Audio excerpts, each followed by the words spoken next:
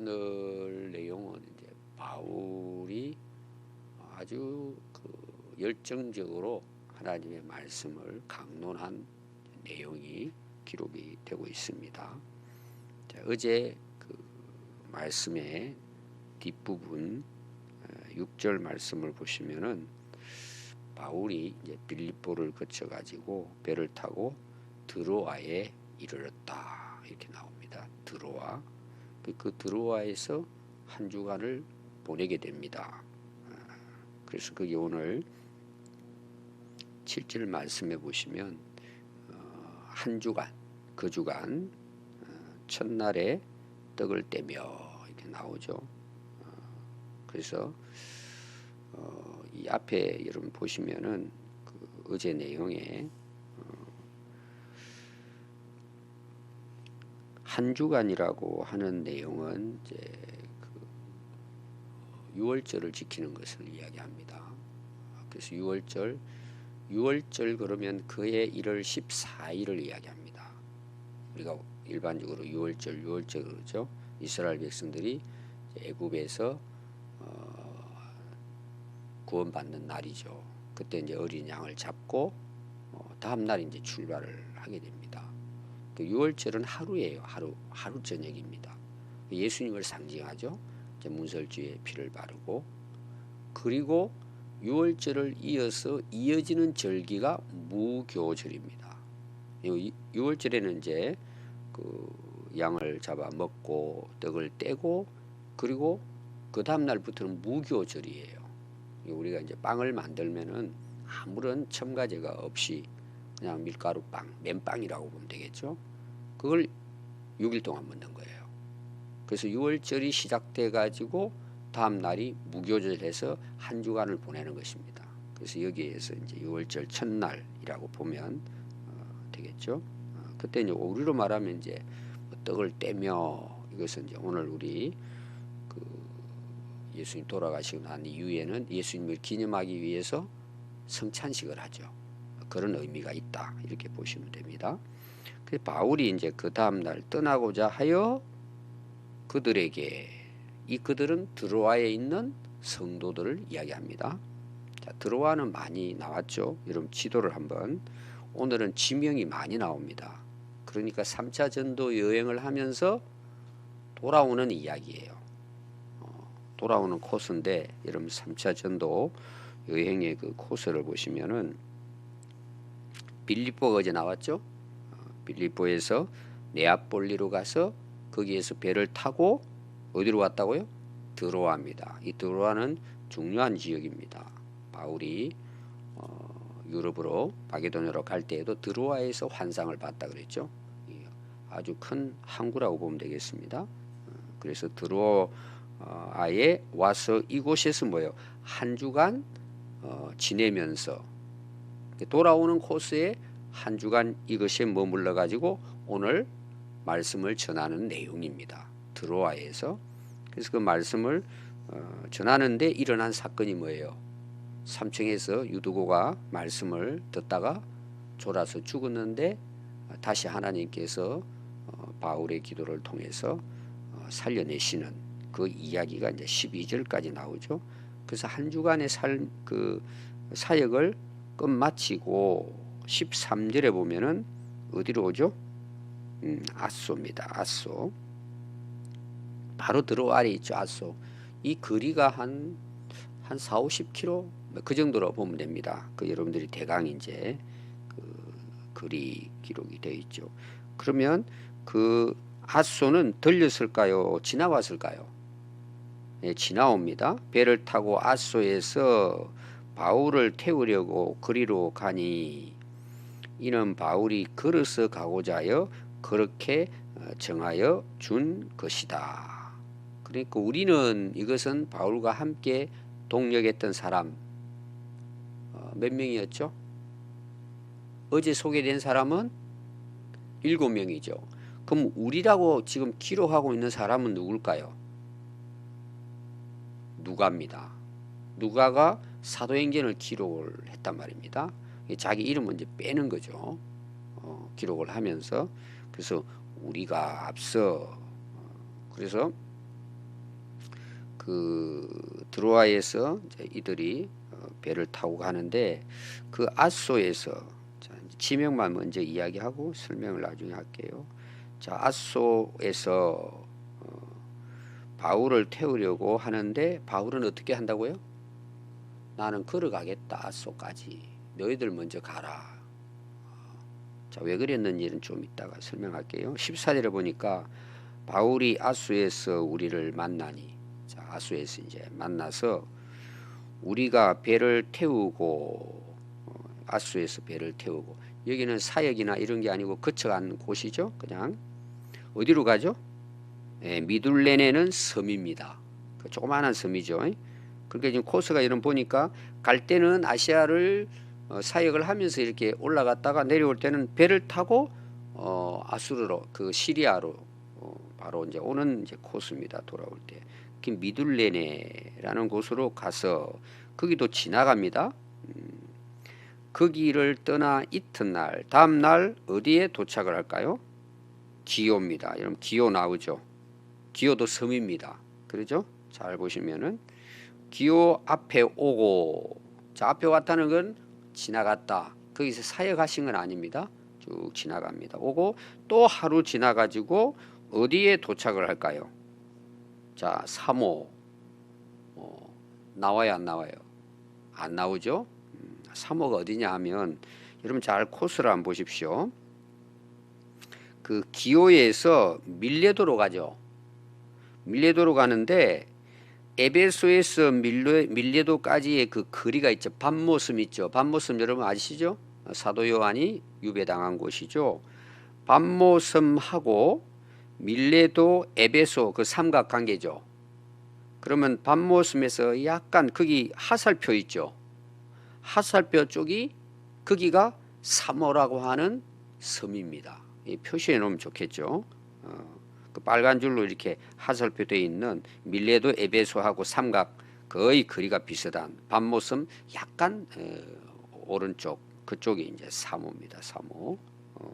사모를 들러서 여기 사이 관계 아니죠?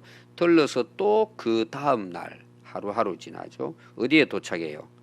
예, 밀레도라고 하는 곳에 이제 도착을 하게 된다. 이 밀레도에 대한 것은 여러분들이 이제 17절 안 봐요.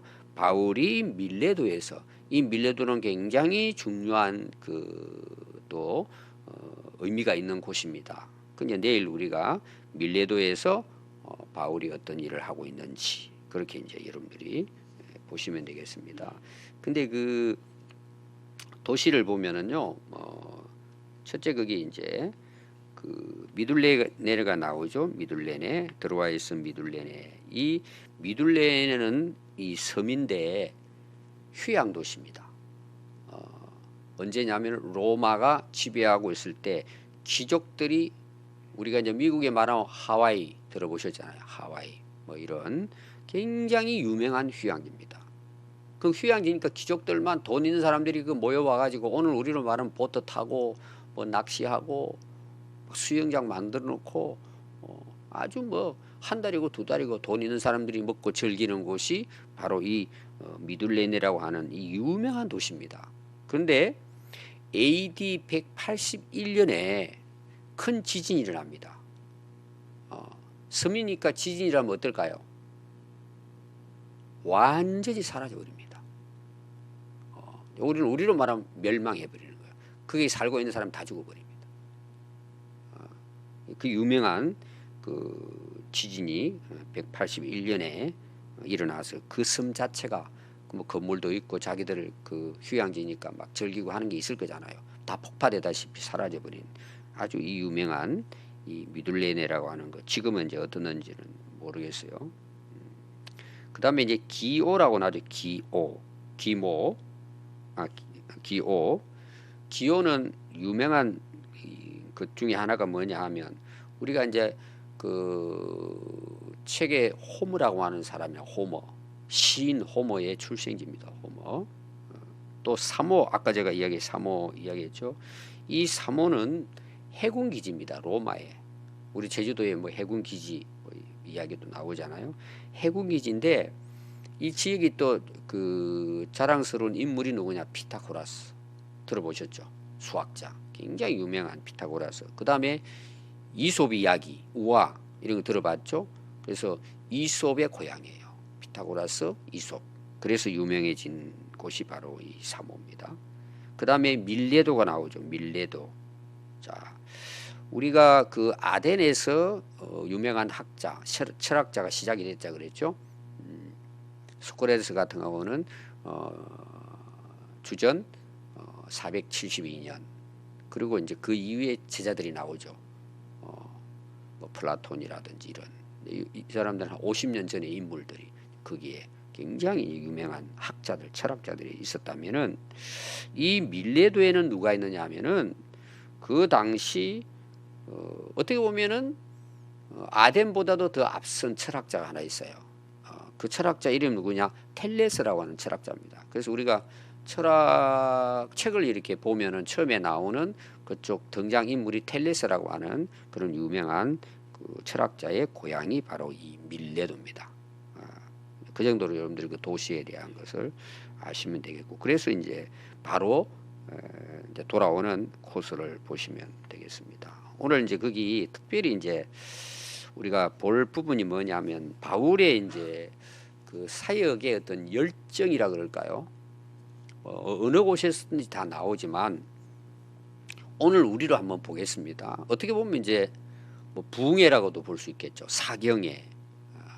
이제 옛날 우리 이제 어르신들 신앙생활 할 때는 부흥회 그러면은 막 이게 저기 그 성도들 다 모여가지고 막 밤새워 가면서 먼 거리 오는 사람들은 아예 그냥 저녁에 짐 싸지고 와가지고 새벽까지 지내다 가고 이렇게 했어요. 부흥회를 굉장히 열심히 했습니다. 그래서 그 당시 뭐 부흥 강사들이 한 7시나 뭐 그 부흥회 시작하면 뭐 찬양을 한 30분. 그때는 찬양의 악기가 뭘까요? 자연산이었어요. 손뼉 치고 막 앞에 그 마루잖아요. 청마루, 마루 두드리고. 그때 생겨난 악기가 북이에요. 우리나라 옛날 뭐 특별히 악기가 없잖아요. 그 앞에 누가 이제 북쟁이가 한 사람 있어요. 저도 쳐봤는데 앞에서 막 북 치면서 찬양을 했습니다. 그때 당시 굉장했죠. 그 부흥회를 여러분들이 연상하면 돼요. 그럼 설교는 또 끝나고 되면 설교가 뭐 1시간은 이거는 서론이고 2시간, 3시간 어떨 때는 진짜 새벽까지 말씀을 전했어요. 참 그때 당시 어떻게 그렇게 전했는지는 모르겠어요. 이게 쉬운 것이 아닌데 그 막 밤새도록 기도하고 은혜 받고 이런 역사가 우리 한국 교회에 있었어요. 그때 부흥의 역사가 일어나고 정말 놀라운 일들이 일어나서 한국 교회가 부흥이 된 거예요.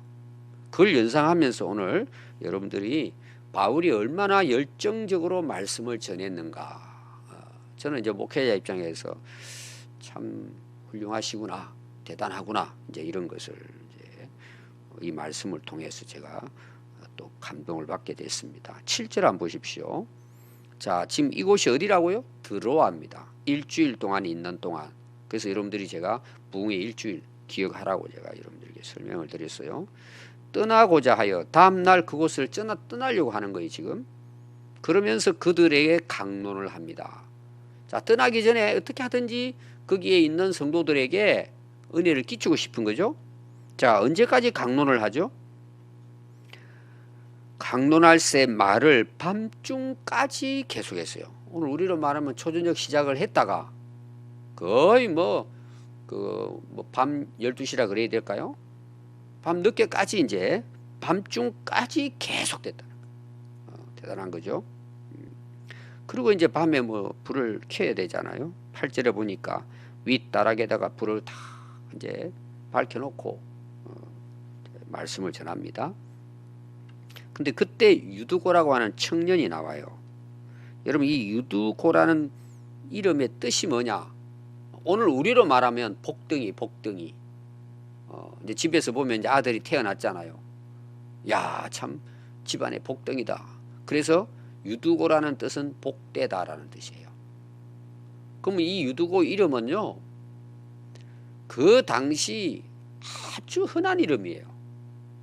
옛날 우리나라도 이제 그 뭐 농촌 같은 데 가보면 이름이 비슷비슷한 이름이 많았어요.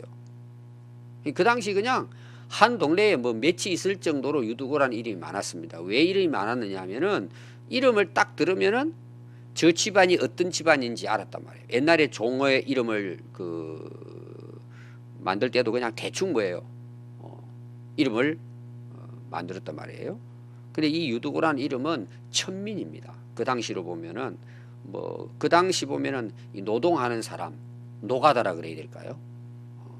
그러니까 뭐 그냥 태어나면 이름 지을 게 없으니까 야 우리 얼마나 고생하냐 맨날 그냥 땅이나 파고 그러니까 이름 어떻게 지었다고요? 복덩이로 너 복 많이 받아라. 그 이름 좋잖아요. 그러니까 그냥 뭐 천민들의 그 생활 속에 누가 태어나면 유두고 야 너는 좀 복 좀 받아가지고 오늘 우리로 말하면 뭐예요? 제발 너 노가다 하지 말고 좀 훌륭한 사람 되도록 복 받아라. 이게 이제 일반적인 이름입니다. 그럼 보세요. 유두고 청년입니다. 그럼 뭐하고 왔을 것 같아요? 낮에 노가다 하고 온 거예요. 옛날에는 뭐 새벽부터 나가가지고 밥 한 끼 얻어먹고 결국 그냥 쌀 한 대박 받아가지고 오는 거예요. 그리고 거기 또 저녁까지 해결하고 늦게까지 일하고 돌아오는 거예요. 그럼 여러분 한번 보십시오. 저도 이 농촌에서 목회를 했기 때문에 거의 뭐 식사도 안 하고 오는 분들이 많아요. 예배 시간에. 그러면 하루 내 농촌에서 막 밭일하고 논일하고 대충 그냥 씻고 와가지고 딱 예배 드리려고 앉으면 옛날에는 또 마루잖아요. 의자가 어디 있습니까? 그리고 막 걸터 앉았다 그러잖아요. 좁은 방이었어요. 우리처럼 뭐 예배당이 넓은 것도 아니고. 그러니 이 유두고 청년이 자리는 비좁으니까 뭐 3층 그러지만 아마 우리나라처럼 이런 3층은 아닐 거예요. 아마 다락이라고도 이제 이야기합니다. 그 걸터 앉아고 말씀을 듣고 싶은데 얼마나 열정이 있으면 그 피곤한데 와가지고 앉아 들었겠어요. 근데 하루 내 노동을 하고 앉아서 들으려고 애를 썼지만 어떨까요? 눈을 이기지 못하는 거예요. 그냥 감기는 거예요. 그냥 아무리 듣고 싶어도. 그래서 결국은 3층 누락에서 떨어져 버린 거예요. 자다가 떨어지니까 뭐 어떻게 하겠습니까? 그냥 죽어버린 거예요. 사람들이 난리가 난 거죠. 큰일 났다 어떻게 하냐. 그때 뭐 앰뷸런스가 있겠습니까? 그래서 바울이 그 위에 엎드려 몸을 안고 기도합니다. 그러면서 너희들 떠들지 말아라. 울지 말아라. 살아났다 하고 유두고가 살아나게 된 이야기입니다. 그럼 왜 하나님께서 유두고를 죽이고 살리셨을까? 여기에 대한 추측된 해석이 많이 나옵니다. 결론은 되게 뭐냐 하면 뭔가 하나님께서 거기에 모여있는 성도들에게 뭔가 깨닫게 하기 위한 은혜를 주기 위한 하나의 이유를 이야기합니다. 그게 뭐냐 하면 지금 바울이 밤을 새가면서 떠나기 전에 막 간절히 복음을 전하고 있잖아요. 밤중까지 전하고 있습니다. 그럼 거기 유두고만 그러겠습니까? 많은 분들이 피곤했을 거라고 봐요. 다 그때 당시는 뭐 농업, 거기는 또 항구 쪽이니까 뭐예요? 다 배 타고 나가가지고 뭐 건물 던지고 얼마나 힘들고 피곤하겠어요. 그래서 하나님이 살아계신다. 지금 바울이 말씀을 전하는데 하나님 말씀은 진리다. 하나님은 지금도 살아 역사하시는 분이다. 그래서 여러분들이 거기 12절에 보면은 약간 그 추측이 맞을 거라고 봐요. 사람들이 살아난 청년을 데리고 가서 적지 않게 뭐예요? 위로를 받았더라. 오늘 우리는 말하면은 은혜를 받은 거죠. 야, 하나님께서 이런 역사를 바울을 통해서 말씀을 전할 뿐만 아니라 이렇게 역사하시구나. 그러니까 그 말씀에 대한 또 그 들을 때의 마음이 어땠을 것 같아요? 야, 하나님 정말 살아계신다. 우리 열심히 신앙생활 하자. 뭐 이런 이제 하나님의 그 은혜를 그들이 함께 누렸다. 이렇게 볼 수 있습니다. 그럼 우리가 유두고, 옛날에 저도 유두고에 대한 설교도 하고 그랬는데 되게 이제 이런 설교를 어떻게 할까요? 왜 그 걸터 앉았냐? 내려 앉아서 바르게 앉아서 예배 드려야지. 특히 이제 우리 아이들에게 설교하고 했을 때는 졸면 안 된다. 정신 차리고 말씀 들어야 된다. 이렇게도 이제 교훈은 할 수 있어요. 제가 앞에 그 유두고에 대한 이름부터 해가지고 설명한 이유가 졸 수밖에 없는 거예요. 자, 제자들도 예수님과 함께 올라갔지만 졸았잖아요. 그 왜 졸죠 우리가? 오늘 우리에게 한번 이걸 적용해 보십시다. 우리가 왜 졸죠? 피곤하니까 졸잖아요. 그럼 여러분 피곤한 이유가 하나 있습니다. 또 하나는 뭘 것 같아요? 자, 아이들 설교 이제 만약 밤늦게까지 한다고 생각합시다. 제가. 그럼 애들이 앉았을 때 잘 들을까요? 졸까요? 낮에 와서도 졸아요. 그럼 그 애들이 밤을 새면서 게임하면 어떨까요? 여러분 게임하는 아이들 보셨습니까? 졸지 않아요. 정신 바짝 차리고. 그래서 애들 우리 교회에서도 전에 그랬잖아요. 예배 마치고 와가지고는 구석에 앉아가지고 와이파이 되는데 3층 올라가가지고 머리 막 디밀고는 느대맹이 이렇게 해가지고 게임하고 있더라고요. 그러니까 우리가 정말 간절히 하나님 말씀에 대한 관심을 가지고 사모하는 마음이 있을 때 어떻게 좋습니까, 여러분? 여러분 돈 벌 때 졸아요? 돈이 막 쏟아지는데? 그래서 우리가 정말 하나님 말씀을 들을 때에 또 주는 하나의 교훈일 수도 있지만 뭐예요? 좋을 수밖에 없는 거예요. 그래서 그런 것들을 우리가 좀 이해할 필요가 있습니다. 자, 제가 바울에 대한 이야기를 지금 한다 그랬죠. 자, 밤새도록 밤중까지 말씀을 전하고 유도고가 이제 걸떠앉아 깊이 졸았는데 바울이 어떻게 강론을 한다고 기록하죠? 더 오래 했단 말이에요. 그러니까 피곤한 유도고가 젊은 애가 졸음을 이길 수가 없는 거죠. 그러니까 이 바울이요 밤중까지 하는데 얼마나 오래 했느냐? 더 오래 강론을 한 거예요. 아마 새벽까지 이제 갔다고 볼 수 있죠. 그리고는 또 한번 보십시오. 11절에 올라가 이제 유두고 살려놓고 그러면 바울도 적당히 좀 하면 되는데 올라가 떡을 떼어 먹고 오늘 뭐예요? 간식 먹고 오랫동안 곧 날이 새기까지 이야기했다. 이거는 다른 쉬운 성경에는 어떻게 되어 있느냐? 해가 뜰 때까지 이렇게 되어 있어요. 참 대단하죠, 바울. 아마 이렇게 기록한 것은 여기가 처음일 거예요.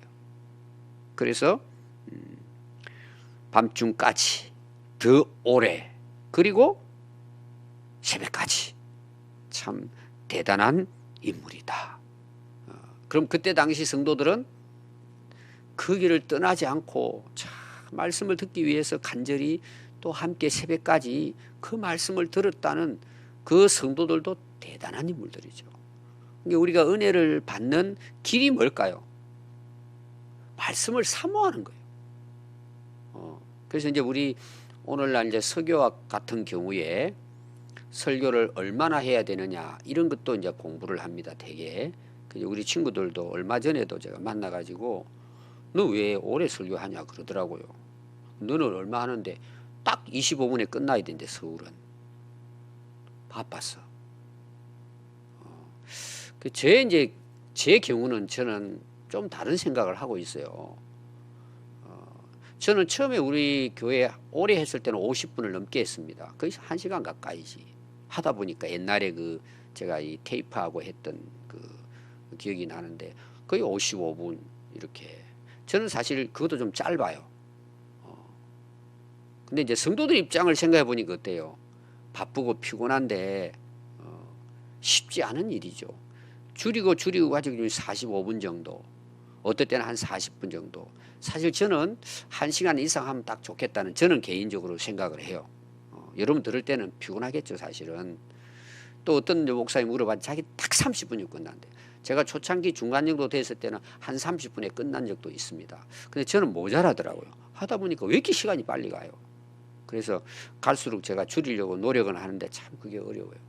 또 새벽 기도를 후배가 그러더라고. 형, 뭐 새벽 기도를 30분까지 하냐? 뭔 할 말이 많다고 새벽에 온 사람도 그러냐? 저도 성도들 보기에는 좀 미안한데 그래서 가능하면 30분을 안 넘기려고 제 나름대로는 노력을 합니다. 저는 우리가 바쁘다, 힘들다, 빨리 가야 된다, 피곤하다 이게 중요한 게 아니고 우리 성도들이 저는 정말 하나님 말씀에 대한 사모하는 마음이 있어야 되겠다는 생각을 하는 거예요. 그게 나를 살린단 말이에요. 어제도 우리 중국에 그 일기생들 5명 제가 줌을 시작했다 그랬죠. 지난달부터 너무 좋아하는 거예요. 어제도 2시간 했습니다. 그러고는 꼭 목사님 말씀 전해달라고 자기들 목회하면서 고민하는 문제 하나 문제가 나오면은 또 이야기하고 이제 하다 보니까 처음에는 우리 1시간만 하자 그랬다가 지금 2시간을 제가 했습니다. 그랬더니 하여튼 뭐 젊은 그들에게는 우리가 함께 뭐 먼 곳에 떨어져 있지만 참 말씀을 나누는데 같이 나누면서 그래도 이들이 은혜를 받고 좋아하니까 다행이다. 그래서 저는 결론적으로 우리 말씀을 사모하는 것, 우리 이거 놓치면 안 된다. 왜 연속권 밤새 가면서 보면서 영화는 보면서 왜 설교를 우리가 간절한 마음으로 듣지 않느냐. 이거 꼭 우리가 기억하고, 또 오늘 바울의 이야기잖아요. 이렇게까지 간절히 말씀을 전함으로 결국은 역사가 일어난 거죠. 우리 이런 은혜가 있기를 바랍니다. 기도하겠습니다.